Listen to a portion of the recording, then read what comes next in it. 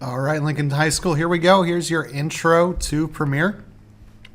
So first off, we're going to go ahead and start Premiere. So go to the Start menu, look for Adobe Premiere, open that up.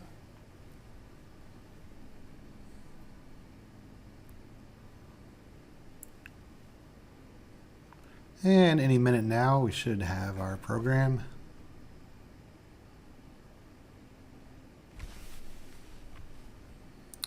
All right, a quick rundown. First thing you want to do is create a new project. All right, and anytime you create a new project, you want to make sure to give it a name. So we're going to call this one Practice 1. All right, and then we want to pick a location. So it's automatically going to stick it in an odd location. You want to make sure you actually put it somewhere you want to. So I'm going to go into my documents, and I'm going to go ahead and create a new folder, and I'm going to call it Practice 1. All right.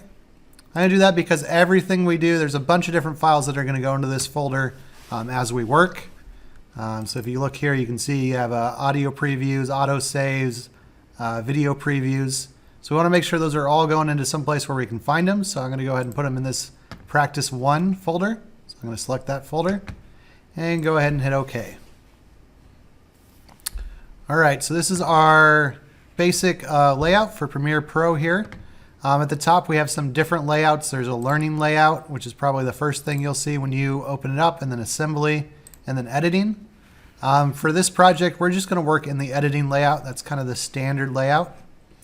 And then you have 4 quadrants. So the top left-hand quadrant here is your source window. This is where you preview your videos and your files before you edit them. And then over here is the program window. That's what your final video is going to look like. It will show up in this window. And in this bottom window is our our project window. Our project window is where we organize our files and deal with our media. And then finally we have our timeline. This is where we put our sequence. So this is where we edit our video. All right, so for this project, first thing we need to do is get some media in here to work with. So we're going to go to Media Browser. And we're going to search for some files. So on your computer, you're going to go to C drive, so local drives, C drive. Then you go to users. And then you're going to look for your username. So in this case, here's me. Right? And then I'm going to go into my downloads because that's where my pictures are at. Go to my downloads, and I'm going to just randomly pick 5 photos. I do that by holding down the Control key and clicking on 5 photos. So Control key, there we go, I got 5 photos. Now I'm going to right click on one of the photos that's selected and select import. Right, so that brought the 5 photos into my project. Now I need to create a sequence to start editing the photos or editing the video. So I'm going to hit this new button right here, new item, and we're going to go new sequence. All right, and for this we're going to choose, it's probably preset to something down here, DV, whatever, standard.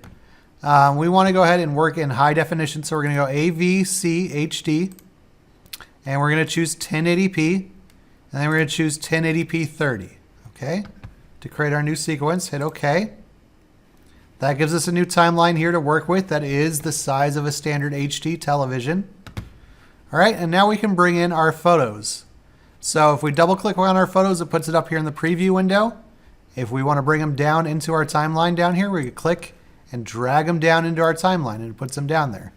Again, pay attention along the top here is how long it is. So this is showing 0 seconds, and this is 1 minute and 4 seconds. So I'm going to zoom in so I can see some more detail. When I do that, now you notice this is 0 seconds, and this is 4 seconds. So the clip has not changed in length, just how long a second takes on this timeline has changed. All right. Now we also notice my picture is not filling up the whole screen. So if I want to fill the screen, I'm going to right click and I'm going to go over to where it says set to frame size. And that'll automatically adjust it to fill up the whole screen.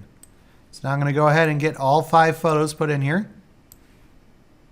Again, these are just random photos I grabbed off my computer. There's nothing particularly important about them. And I'm going to set each one to fill up the frame size so it fills up the window.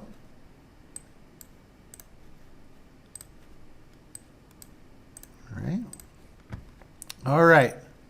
So now we got 5 photos here in a row. I just went ahead and left them at the regular length, which is 5 seconds. So they'll play through all 5 seconds here. All right. Next thing we want to do is we want to put some transitions in between each photo. So we're going to go over here to the More button here in our project window, and we're going to look for effects. And that brings up our effects options.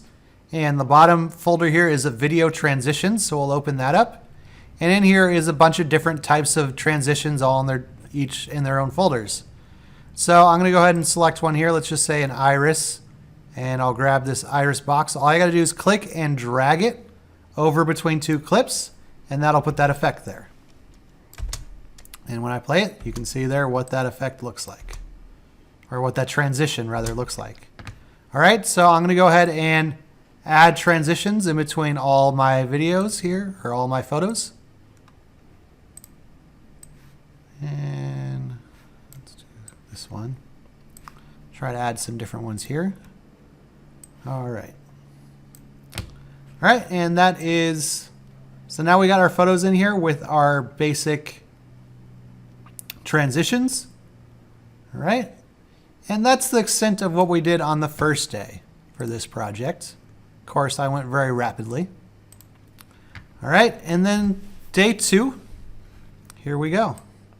So on the second day of this project, what we did is we went ahead and we decided we wanted to add some black to the beginning and end of this video.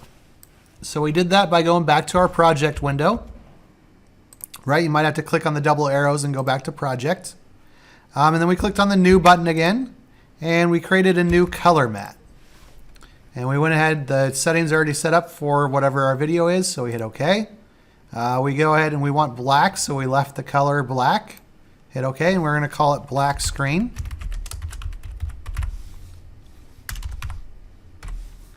And hit OK. All right.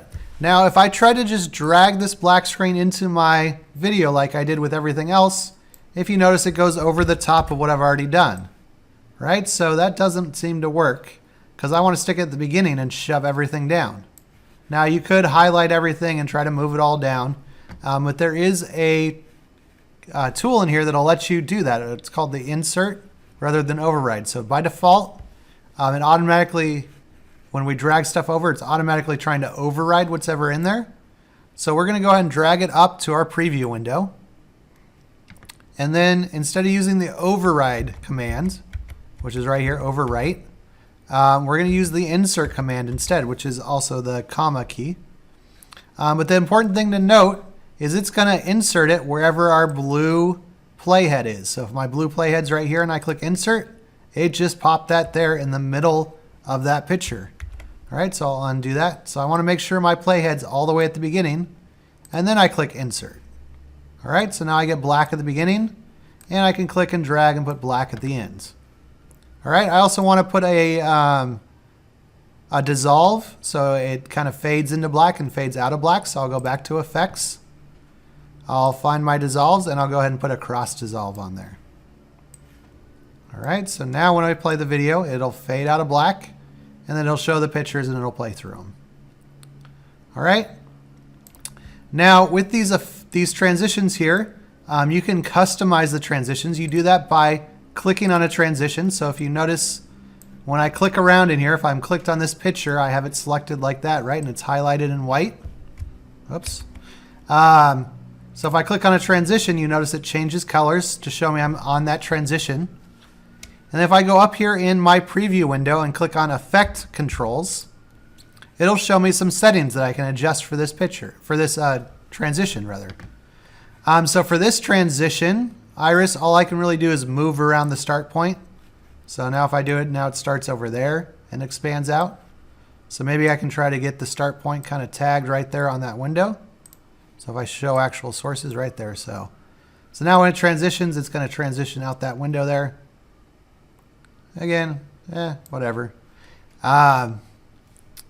If you wanted to do that, that is an option for this effect or this transition. And then you can also put a border on there. So now when it goes out, you notice it has this black border around it. So I increase the size and I can change the color. Right, so every transition has different effects that you can change on it. Like, for example, the dissolve, it's just a dissolve, so you don't have any options. But page peel. So page peel, you can choose which corner the page peel starts in. Right? And there's not much other than that, right? So you can just pick a different corner. Page peel starts from that corner now instead. Banded wipe. So that one you have the option, again, to choose which direction. You also have the option to add a border. And then at the bottom here, it says custom. And so you can actually choose how many bands there are. So if I go into the custom and it says choose number of bands, I could put 2 bands. And that looks different, right? That's 2 bands coming across like that. If I click on it and I click custom again and do 22 bands, right? It looks completely different. All right, so you can kind of set whatever number you want. All right.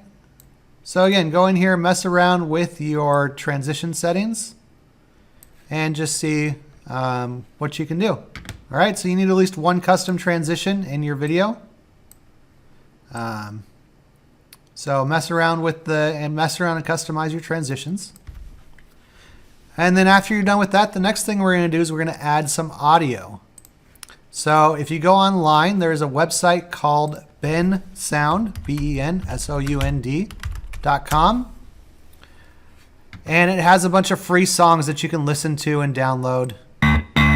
Right? So you can pick out one of these songs that you like, hit the download button, and you can download it. Some of them you do have to pay for. It'll say purchase instead of download.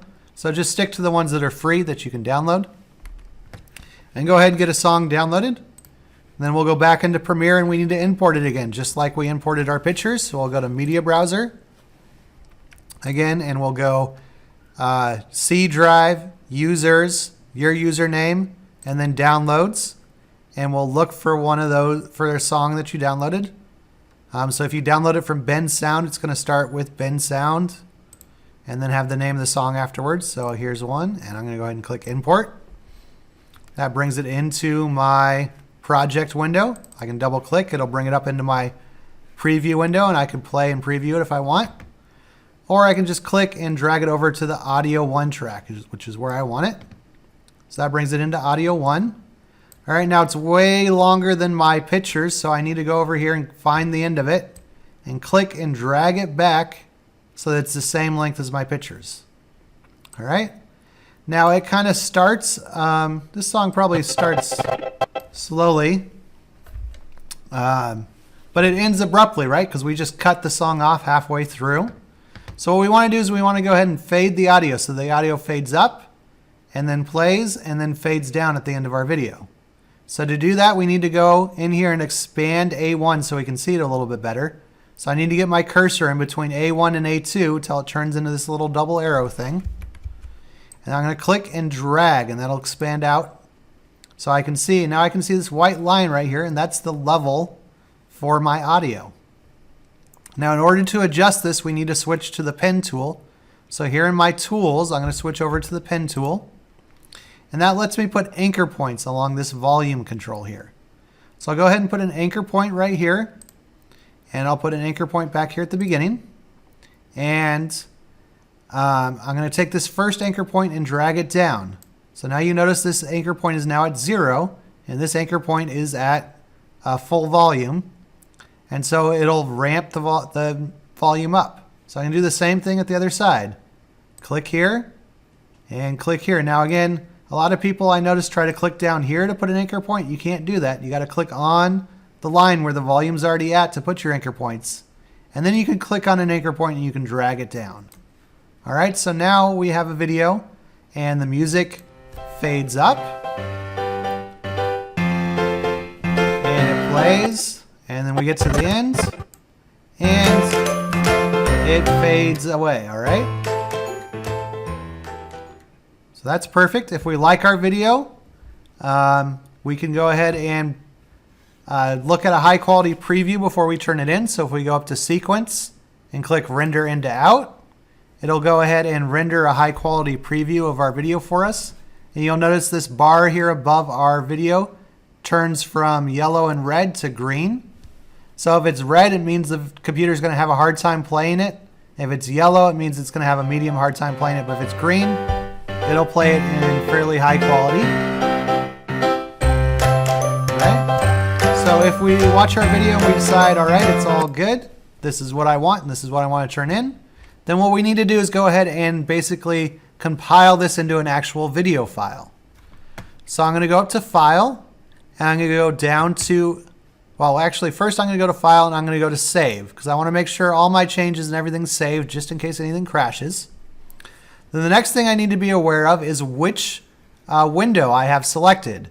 Because if I have this window selected and I go to export my video, it's going to export just this audio file. If I have this window selected, the project window, it might export a project, whatever file I have selected here, or it might export nothing. So I need to make sure that I either have the program window selected or the sequence window selected. So I'm going to go ahead and select my sequence window, and then I can go up to File, and I can go down to Export. And I'll go to Media. So File, Export, Media.